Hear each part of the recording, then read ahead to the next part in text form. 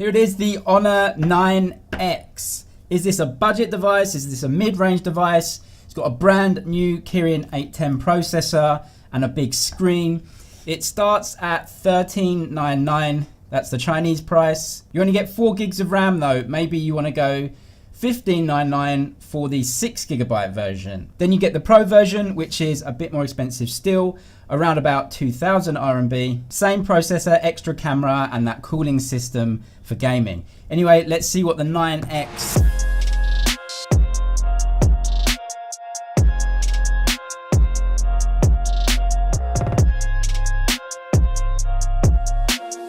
You do also get the 9X Pro, which adds an extra camera and a cooling system to help keep the processor cool. But this phone has the same brand new 810 processor. This is going to be used in a lot of Huawei phones and a lot more expensive Huawei phones. The case is kind of sticky on the inside, so it's going to be really secure around your phone. It comes with 10-watt charging. It's a little bit underclubbed even for the low price point. It might put off some people, it might not be an issue for others. Of course, it comes with USB-C, an absolute must no matter what the price tag these days. It's a big phone, it's on the heavier side, but it's not heavy. You get a big screen and it's a good design overall. The color scheme is nice and subtle, and you can just see you get this sort of X-like effect on the back there. The blue actually is really subtle. You can't really see the X or the shine in every light situation. Just when it hits the light, just right, you can see there's that X, obviously because it's the 9X. The headphone jack is on the bottom of the device too, which I think is the best place to have it. So you can put it in your pocket, still have the line out of your pocket listening to music. And also the edge or the bezels around the device have this really cool matte finish, which I haven't seen in a lot of other phones. Actually looks really good and it feels nice as well. So props to Honor for using that design. I've not seen that in many other phones. And here it is compared to the K20, which I think is a big rival for this phone. Definitely this one and also the Pro version. Different types of design. Which one you like is obviously going to be down to your personal preference. But the 9X is definitely bigger and a little bit thicker than the Redmi K20. But it does have a bigger screen too. The bezels are small. I don't think any phone in this day and age can really have big bezels without just being a total flop. That bottom bezel, again, not the biggest, not the smallest. And on the right hand side, you get the power button, which is also the fingerprint sensor and the volume rockers. The 6.6 inch screen, which is on the bigger side for sure, uses an LCD display, but look at these colors. It's a really good looking display. You know, I've got to say, having an LCD screen on this, it puts you off. When you see it on the specs sheet, you think, oh, well, there's other phones in the price bracket that have OLED screens. But you know, actually using it in real life, looking at this screen, I can't really say that it's a bad screen or that it's somehow inferior. It just looks good. I can't really say using it that it's really so much worse than an OLED screen. Of course, on the spec sheet, I would like OLED, but not having it, I don't think it's a big detractor to the phone. Also, because it's a Huawei, you do get those really good screen options. You can change from HD to full HD, which is going to save a lot of battery, or you can just let it choose for you, which again is going to save battery. So actually in the real world, I'm not sure there's that much of a difference, not at this level. You can record in 720 or 1080p from that front camera. You also have some modes where you can change the lighting effects too. So the 16 megapixel selfie camera is housed in a pop-up there. Not the quickest, not the slowest pop-up. It's fine, it works. Now, Huawei do tend to over sharpen images a little bit. There's beauty modes that you can use, of course. It does the job. I mean, looking at the screen now, it's absolutely fine. The audio quality on Huawei's are usually a little bit better than the competition. And the images you get out of it, it's a selfie camera and it's going to be subjective anyway. I've got to be honest, on the screen, it does look really, really decent. It looks to be lighting my face well. So we'll have to see how that looks in the video.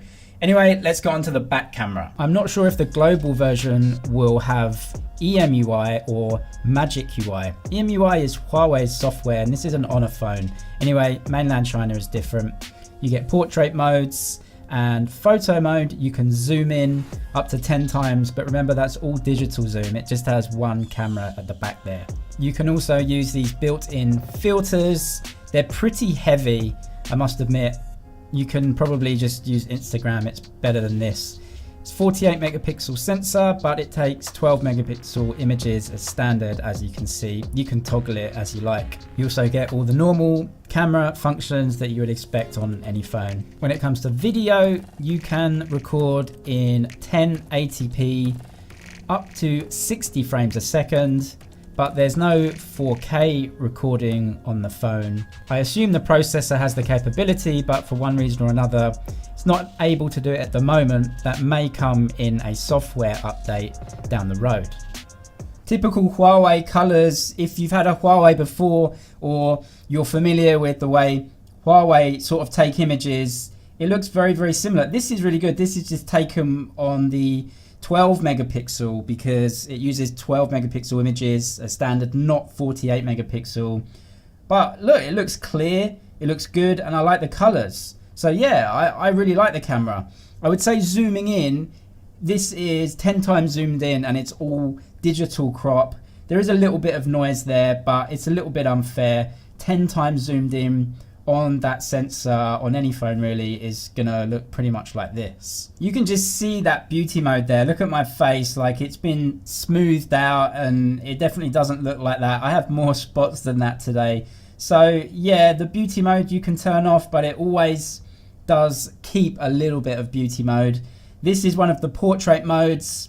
I don't think it did a great job here, but luckily that's just not something I'm really ever gonna use. And onto the night mode. So this is just in normal studio lighting, both lights turned on.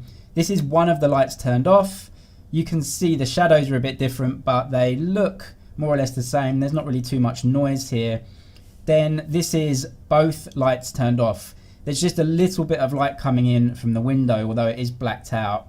It looks okay, and then we'll just go to night mode, which you can see does help it a lot. This is very much like a lot of Huawei devices in the way it looks. It's a decent job. Obviously, more expensive phones are going to do a better job. But I think as night mode goes, especially for this price range, I think it's decent. If you want to see more pictures taken by this phone, pictures of this phone and compared to other phones, go check out my Instagram and my Twitter. They'll all be on there. I haven't used too many phones with a side-mounted fingerprint sensor because the screen is LCD.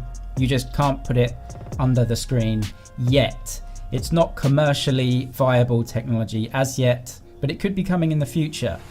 It is so quick. I just did a pickup test. Look at that. It's on before you even pick the phone up. This is ridiculously quick. Like, I'm actually a little bit shocked at how quick this thing unlocks and also how convenient it is. I've always supported under screen fingerprint sensors. I've always thought that's the best place to have it because that's where my thumb goes. But this thing is unbelievably quick. You just tap it and it's there. I think this is the first time I've actually used a side fingerprint sensor, and that is just mind-blowing. Look, bang. That is quick, and I totally don't mind it being on the side.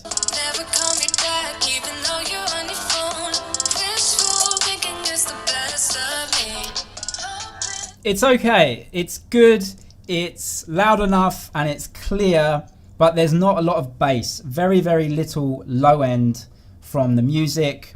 That's quite bassy, that song, but it didn't pick it up. It's a mono speaker. I would say it's very decent, it's fine, lacking in a little bit of bass, but again, for the price range, I think it's alright. I think Honor have done a great job for the price. I know what you're thinking, 10 watt charging, LCD screen.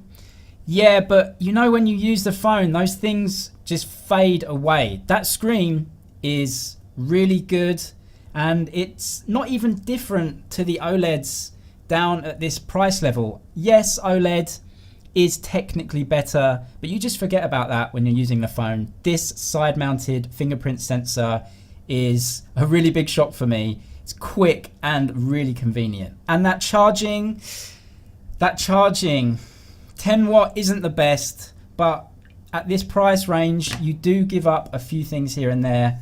And